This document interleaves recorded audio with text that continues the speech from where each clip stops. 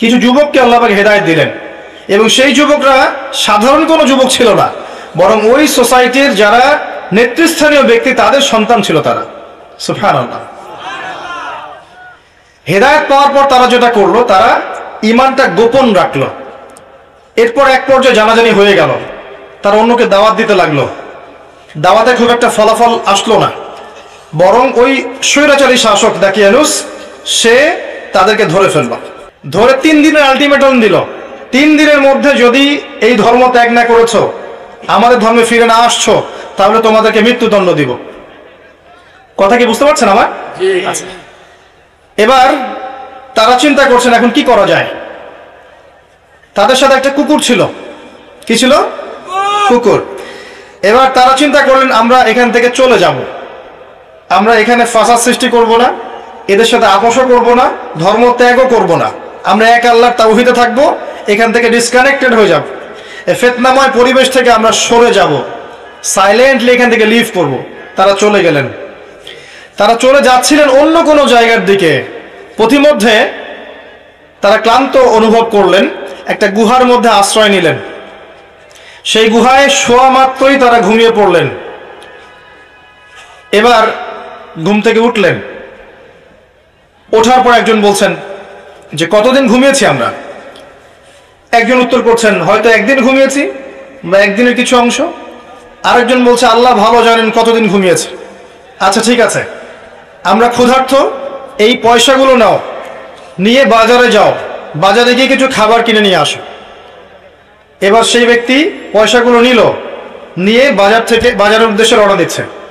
এবার গুহা থেকে বের হয়ে সে যা দেখলো, এই দৃশ্য দেখে তার কাছে মনে হচ্ছে সে স্বপ্ন দেখছে। এটা কোনো স্বপ্ন, দুঃস্বপ্ন মনে হয়। যে রাস্তা দিয়ে তারা এসেছে এখনকার রাস্তা এমন নয়, যেই পথ দিয়ে তারা গতকালকে এসেছে সেই পথটা এমন নয়, যে বাজারে সে গেল সেই বাজারটা আগের মতো নয়। তার কাছে মনে হচ্ছে সে স্বপ্ন দেখছে। যাই হোক, সে দোকানদারকে বলল যে কিছু রুটি দাও আমাকে। দোকানদার কিছু রুটি দিল, সেই ব্যক্তি পয়সাটা দিয়ে দিল তাকে।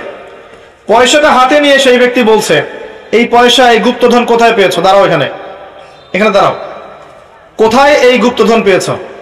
এই ব্যক্তির অবস্থা কিন্তু খারাপ। চিন্তা করেন আপনার অবস্থা কি হতে পারতো তখন। এই ব্যক্তি বলছে কোথায় পাবো পয়সা? এটা আমার পয়সা, এটা আমার উপার্জন করা পয়সা, কোনো গুপ্তধন পাইনি আমি।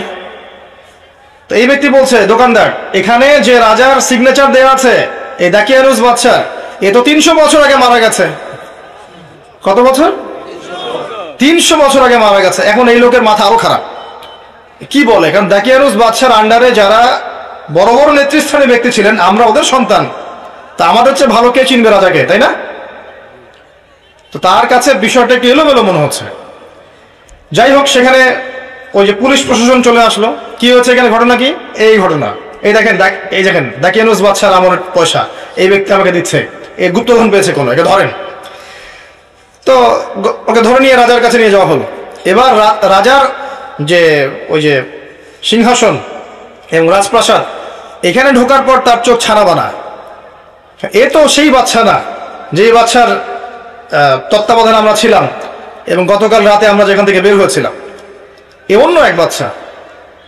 তো তার কাছে বিষয়টা এখন বুঝতে শুরু করলো সে, যে মনে হয় অনেক সময় পার হয়ে গেছে, হয়তোবা আমরা অনেক সময় ঘুমিয়েছিলাম।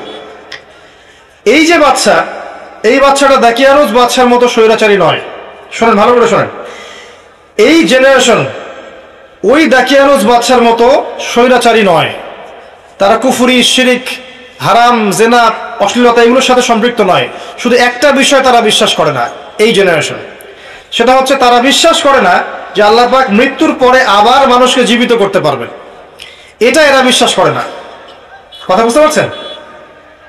এবার এই বাদশা বলছে, তোমরা কি সেই 7 জন বা 9 জন যুবক যারা আজকে থেকে 300 বছর আগে এখান থেকে চলে গিয়েছিলে? তোমার বাকি সাথীরা কোথায়? এই যুবক বলছেন বাকি সাথীরা গুহায় আছে। বাকি সাথীরা গুহায় আছে। এবার বাদশা তার ডেলিগেশন টিম নিয়ে সেখানে গেল, গিয়ে দেখলো হ্যাঁ সেখানে এখনো বাকি সাথীরা আছে। আপনাকে বোঝাতে পারলাম কি যে এই যুব সমাজ কত বছর ঘুমিয়েছিলেন? প্রায় 309 বছর আল্লাহ পাক এদেরকে ঘুম পাড়িয়ে রেখেছেন। রাখানোর পর আবার জীবিত করেছেন।